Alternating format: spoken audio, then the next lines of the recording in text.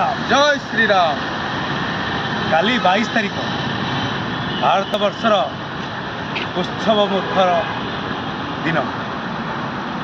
आम समझ जानी आम प्राण आम हृदय रामललांकर मंदिर प्रतिष्ठा दिवस काली रामललांकर प्राण प्रतिष्ठा दिवस ए दिन भाग्य थे आम बहुत खुशी एते भाग्यवान जे काली आमे भी भुवनेश्वरवासी एक श्रीराम यात्रा आरंभ कर ठीक 3टा बेले आमर श्रीराम यात्रा शिशु भवन ठारू राम मंदिर छक जाए आसी पहुँचब एवं एठी मोर भाई सुर भाई आपको दायित्व दी जाइए जे रामलीलार प्रदर्शन करने रामंक मंदिर सम्मुखरे एक रामलीला हम से समस्ते कलाकार माने रामलीला करेंगे एवं गोटे खुशी कथा से आम अति प्रिय सांसद अपराजिता षडंगी आसी जोगदेवे एवं उद्घाटन करेंगे